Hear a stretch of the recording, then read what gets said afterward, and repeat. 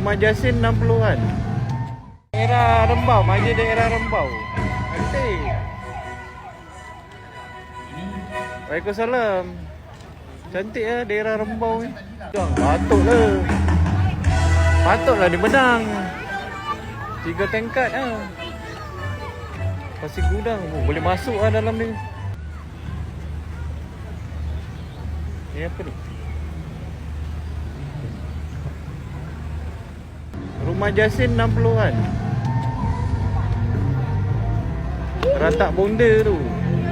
Patutnya kau kena hantar lah seratak kau tu. Inilah. Acik datang dari mana? Saya daripada Tanjung Keling. Tanjung Keling. Oh, orang Tanjung Keling. Ni pokok-pokok cantik ni. Dah keluar cantik. balik kan. Dulu lama. Kan bawa landscape macam ni kat depan rumah je kan. Yelah. Oi.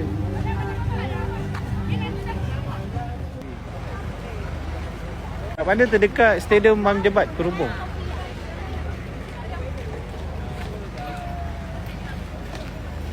Ini rumah moden. Okey, jom.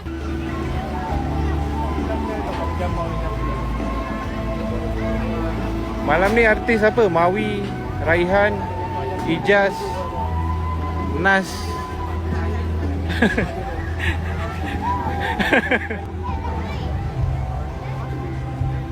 Ini kalau korang nak tengok apa landscape dekat Malaysia, ni lah ni. Negeri-negeri dia. Ini Kemaman. Ni Terengganu, Kemaman.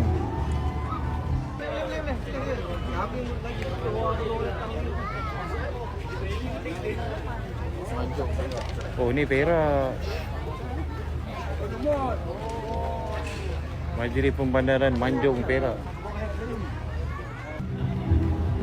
Majlis Bandaraya Johor Bahru. Oh, ni Johor Bahru.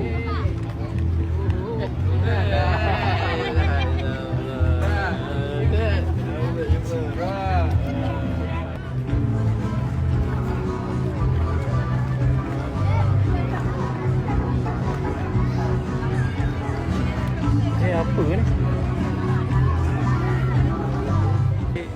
Oh, ni di BKL ni. Tapi rumah Jasin tu cantik ah.